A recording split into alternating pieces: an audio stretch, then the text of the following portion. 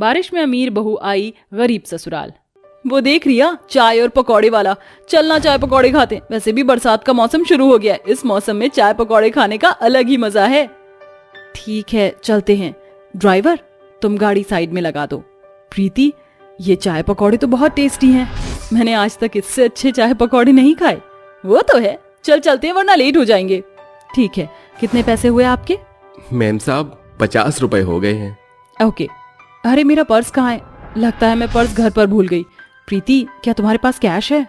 नहीं रिया, मेरे पास कैश नहीं है। कोई बात नहीं, आप मुझे कल पैसे दे दीजिए। ठीक है, मैं कल तुम्हारे पैसे दे दूंगी। इतना कहकर रिया वहां से अपनी दोस्त प्रीति के साथ गाड़ी में बैठकर चली जाती है और अगले दिन पैसे लाकर आकाश को देती है। ये लो तुम्हारे पैसे, और बाकी जो पैसे बचे उसे टिप समझकर रख लेना। मेरे जितने पैसे हुए हैं मैं उतने ही लूंगा, ये आप अपने बाकी के पैसे रख लीजिए, मैं सिर्फ अपनी मेहनत के पैसे लेता हूँ। आकाश की ये बात सुनकर रिया बहुत हैरान हो जाती, क्योंकि रिया ने अपनी जिंदगी में पहली बार ऐसा कोई इंसान देखा था जिसने उसकी टिप नहीं दी। आकाश की ये खुददारी देखकर रिया आकाश से काफी इम्प्रेस होती है, जिसके बाद अक्सर रिया आकाश की चाय पकौड़े की दुकान पर जाया करती थी। धीरे धीरे रिया आकाश को पसंद करने लगती है और आकाश भी रिया को पसंद करने लगता है। रिया मैं तुम्हारे पिताजी की तरह अमीर नहीं हूँ और न ही मेरे पास कोई बड़ा घर है जिसमें तुम ऐशो आराम से रह सको। क्या इसके बावजूद भी तुम मेरे साथ रहोगी? हाँ आकाश, मैं तुम्हारे साथ बहुत खुश रहूंगी, बस तुम मुझे ऐसे ही प्यार करते रहना। जिसके बाद आकाश और रिया अपनी अपनी फैमिली में एक दूसरे के बारे में बताते हैं और देखते ही देखते इन दोनों की शादी हो जाती है। आओ बहू, इस कलश को गिराकर घर के अंदर गृह प्रवेश करो। क्या ये मेरा ससुराल है? इतना छोटा घर, इस घर से बड़ा तो मेरे बाथरूम है। आप सब लोग इस छोटे से घर में कैसे रह पाते हैं? अगर मैं इस घर में रहूंगी तो मेरा तो दम घुट जाएगा। भाभी आपको यहाँ किसी भी बात की कोई परेशानी नहीं होगी, आपको किसी भी चीज की जरूरत पड़े तो आप मुझे बता सकती हो। पूजा इतना बोल ही रही होती है कि तभी अचानक बारिश शुरू हो जाती है। आकाश का घर कच्चा होता है, जिस वजह से बारिश का पानी आकाश की छत से टपकने लगता है और वो टपकता बारिश का पानी घर में जमा होने लगता है। हे भगवान, इस बारिश ने तो नाक में दम करके रख दिया है। पूजा जा जल्दी से जहाँ जहाँ से पानी टपक रहा है वहाँ बर्तन रख दे और बाकी ये सारा पानी पोंछ दे, वरना इस पानी की वजह से कोई ना कोई फिसल जाएगा। अपना गरीब ससुराल देखकर अपनी सास की ये सब बातें सुनकर रिया बहुत परेशान हो जाती है और मन ही मन सोचती है, ओह गॉड, ये मैं कहाँ आकर फंस गई इन गरीबों के बीच। इनके पास तो रहने के लिए ढंग का मकान भी नहीं है। इतनी सी बारिश में इनके घर का ये हाल है। अगर कल को बारिश तेज हो गई तो सबसे पहले बाढ़ तो इनके घर में ही आएगी।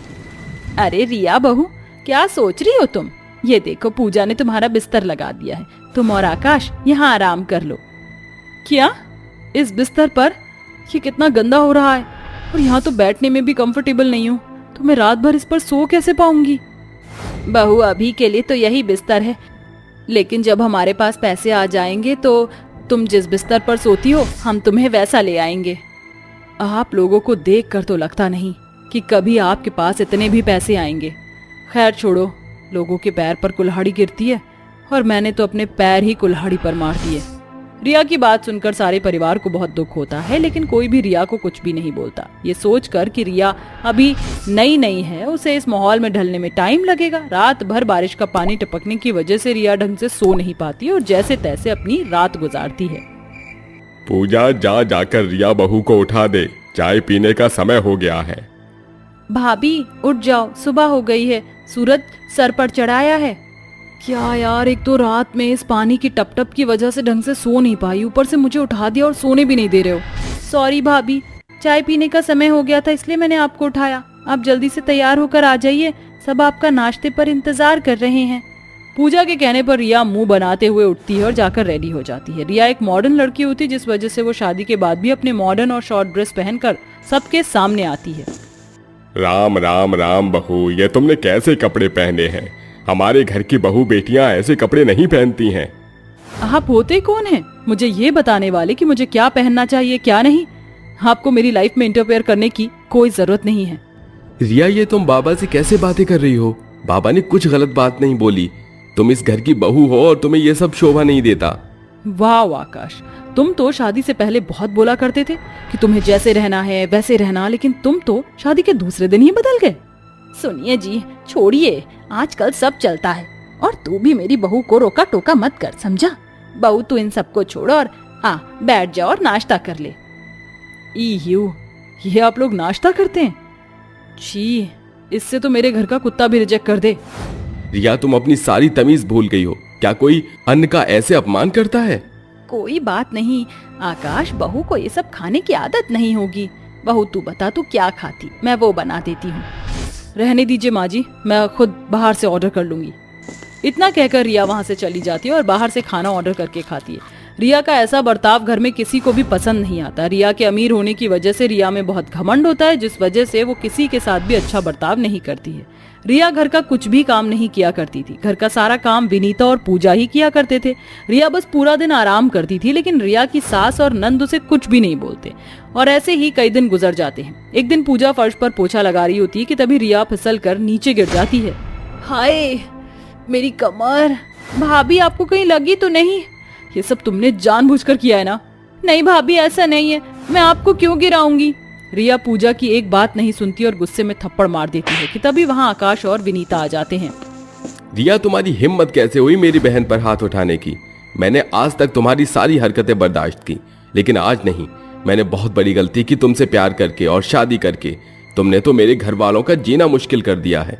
मुझे ऐसी पत्नी नहीं चाहिए। निकल जाओ अभी के अभी यहाँ से। आकाश, तू ये कैसी बातें कर रहा है? बहू इस घर से कहीं नहीं जाएगी। अगर बहू इस घर में नहीं रहेगी तो हम भी यहाँ नहीं रहेंगे। हाँ भैया, भाभी के साथ हम भी यहाँ से चले जाएंगे।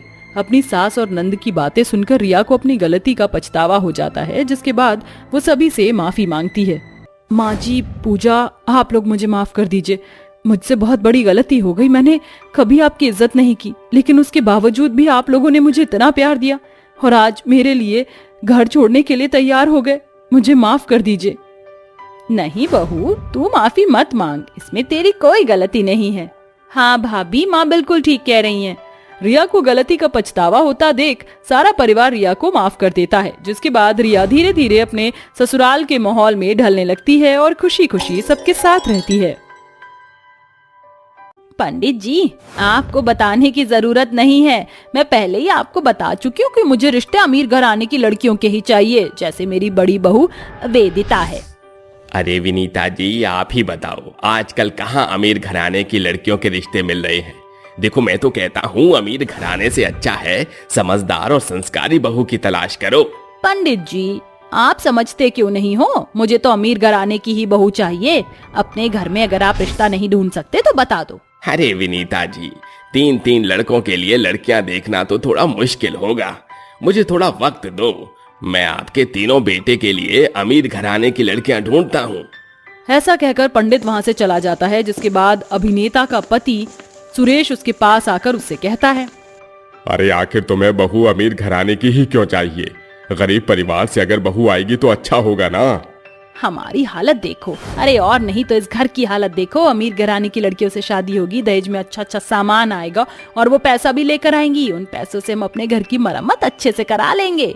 ओहो विनीता, तुम्हारा लालच तो खत्म ही नहीं होता है। इतना लालच मत करो, नहीं तो एक दिन तुम्हें पछताना पड़ेगा। सुरेश ऐसा कहकर वहाँ से चला जाता है। तभी उसकी बड़ी बहू वेदिता आती है।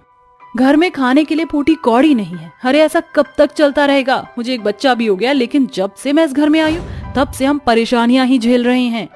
हाँ हाँ बहू, तो बड़ी बात क्या है? वो तो इतनी अमीर होने के बाद भी अपने मायके से कुछ नहीं लेकर आई। अरे कम से कम मेरी बाकी की अमीर बहुएं कम से कम अपने ससुराल में कुछ तो लेकर आएंगी, फिर हमारा घर भी भरा पूरा जाएगा।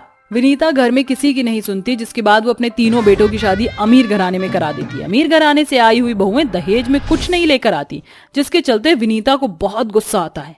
अरे ये क्या सब कुछ गू गोबर कर दिया। मैंने तो सोचा था कि अमीर घराने की बहू खूब सारा दहेज धन दौलत लेकर आएंगी, लेकिन ये तो कुछ भी नहीं लेकर आई। ये भगवान, ये सब क्या हो गया? विनीता के अरमानों पर पानी फिर जाता है, जिसके चलते विनीता बहुत ज्यादा परेशान हो जाती है। तो वहीं दूसरी तरफ अमीर घराने की 4 बहू के बीच रोजाना किसी न किसी बात को लेकर खटपट शुरू हो जाती है। ये सब क्या है? मैं इस घर में झाड़ू क्यों लगाऊं? अरे मैं बड़े बाप की बेटी हूँ। मेरे घर पर नौकर थे जो मेरे घर का काम किया करते थे। मैं घर की कोई नौकरानी नहीं हूँ जो काम करूंगी। अगर तू बड़े बाप की औलाद है तो मैं भी बड़े बाप की औलाद हूँ। मैं अभी तुझसे कम नहीं हूँ। मैं जूठे बर्तन मांज रही हूँ तो इसका मतलब तू झाड़ू भी लगाएगी और सारे काम मिल बांट कर होंगे। तभी आंचल आती है और उन दोनों को कहती है, देखो तुम दोनों के बीच में खटपट होती ही रहती। अरे हम चारों ही अमीर घराने से हैं, लेकिन काम तो हमें ही करने पड़ेंगे ना।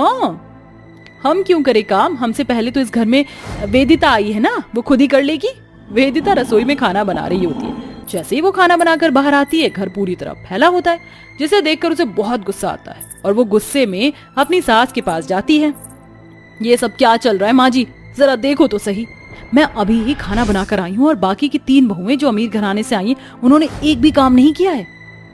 तुम्हारी रोजाना ही खटपट से तो मेरा सर दर्द होने लगा है। पता नहीं तुम चारों कब समझोगी। तभी वहाँ रमेश आकर विनीता से कहता है, बहुत पड़ी थी तुम्हें अमीर घराने से शादी करवाने की। अब देखो तुम्हारी चारों अमीर बहू किस तरह इस घर को निभाती हैं। रमेश के ताने सुनकर विनीता को बहुत गुस्सा आता है, लेकिन वो कुछ नहीं कह पाती। वहीं दूसरी तरफ चारों बहुओं के अंदर लड़ाइयां शुरू हो जाती हैं। देखते ही देखते मौसम बिगड़ जाता है और बारिश भी शुरू हो जाती है। बहुत लड़ने का शौक था ना, देखो अब बरसात होने लगी है। कुछ देर में हमारा खटारा घर से पानी भी टपकना शुरू हो जाएगा। वेदिता ऐसा कहती है कि घर के चारों तरफ से पानी टपकने लगता है, जिसे देखकर कोमल, रेशमा और आंचल तीनों ही मुंह बना लेती हैं। पता नहीं क्यों मेरे पिताजी ने इस गरीब खाने में मेरी शादी कर दी। इससे अच्छा तो मैं कुंवारी ही मर जाती तो ही अच्छा होता। अरे 4 बॉयफ्रेंड थे मेरे, मैं उन्हें छोड़ कर आई थी। ये सोचा था कि शादी के बाद सुकून से रहूंगी। ये नहीं पता था कि मेरा बाप इतने गरीब लोगों से मेरी शादी कर देगा। ये सारी बातें सुनकर उन चारों के पति बहुत ज्यादा परेशान हो जाते हैं और अपनी माँ से अपनी पत्नियों की शिकायतें करने पहुंच जाते हैं। माँ ये सब क्या है?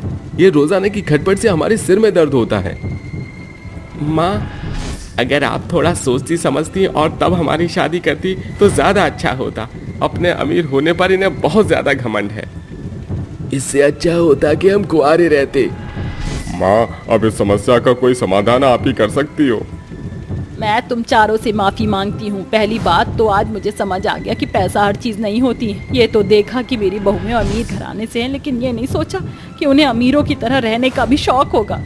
विनीता ऐसा कहकर रोने लगती है, जिसके बाद वो बर्तन उठाती है और खुद ही उन जगहों पर लगा देती है जहाँ से घर के अंदर पानी टपक रहा होता है। ये सब देख वेदिता, आंचल, कोमल, रेशमा चारों ही हैरान रह जाती। तभी वेदिता कहती है, माँ जी रहने दीजिए, आप इसे मत कीजिए, मैं ही कर देती हूँ। वेदिता अपनी सास के साथ उसकी मदद करने लगती है। उसे देख बाकी की तीनों अमीर बहू भी बर्तन उठाकर उस जगह पर रखना शुरू कर देती हैं जहाँ से पानी टपक रहा होता है। तभी अचानक से बहुत तेज बिजली कड़कने की आवाज आती है और जोर जोर से आंधी तूफान चलने लगते हैं। लगता है आज बरसात बहुत ज्यादा होने वाली है। ऊपर से आंधी तूफान भी हो रहे हैं। ऐसा चलता रहा तो बहुत ज्यादा दिक्कत हो जाएगी और घर में पानी आ जाएगा। विनीता ऐसा कह रही थी कि घर के अंदर पानी आ जाता है, जिसे देखकर उसकी चारों अमीर बहुएं बहुत परेशान हो जाती हैं। विनीता ये देखकर अपनी चारों बहुओं से रोते हुए कहती है, मुझे माफ कर देना बहू, मैंने तुम लोगों की शादी अपने बेटों से करवा दी। ये सोचा ही नहीं कि हम जैसे गरीब लोगों के घर आने के बाद तुम जैसी अमीर घराने की लड़कियां एडजस्ट ही नहीं कर पाओगी। तुम्हें यहाँ रहने में बहुत सी तकलीफ हो रही होगी, लेकिन तुम चारों अगर चाहो तो अपने अमीर पिता के घर जा सकती हो, मैं तुम्हें नहीं रोकूंगी। अपनी सास की बातें सुनते ही रेशमा कहती है, नहीं माँ जी, हम अमीर घराने से हैं, लेकिन हमने भी गलती की है। हमें अपने ससुराल वालों को समझना चाहिए था, जो कि हमने नहीं किया। हाँ माँ जी, हम आपको छोड़कर नहीं जाएंगे और इस बरसात में आपकी मदद करेंगे। आज हमें समझ आ गया कि एक परिवार में सारी चीजें लेकर कैसे चलनी चाहिए। देर से ही सही, लेकिन अब हम ये गलती दोबारा नहीं दोहराएंगे। ये देख विनीता बहुत खुश होती है, जिसके बाद उसकी चारों बहू घर के अंदर आकर पानी बाहर निकालती हैं और बरसात थमने तक वो चारों मिलकर घर में काम करती रहती हैं। 12 बजे के बाद बरसात बंद हो जाती है और अगले ही दिन जैसे ही सवेरा होता है वैसे ही घर पर मिस्त्री और मजदूर लोग काम करने के लिए आ जाते हैं। माँ जी, हम चारों के पिताजी ने हमारे अकाउंट में जो पैसे डाले थे, हमने उन पैसों से इस घर की मरम्मत करवाने का सोचा और बाकी के पैसों से हम अपने पतियों को एक रेस्टोरेंट खुलवाने की सोच रहे हैं। विनीता ये सुनकर बहुत खुश होती है, जिसके बाद वो अपनी चारों बहुओं को गले से लगा लेती है। पहले तो वो चारों मिलकर घर की मरम्मत करवाती हैं और उसके बाद अपने पतियों के लिए एक रेस्टोरेंट खुलवा देती हैं। धीरे धीरे उनकी सारी परेशानियां खत्म हो जाती हैं और वो सभी अब एक साथ खुशी खुशी रहने लगते हैं।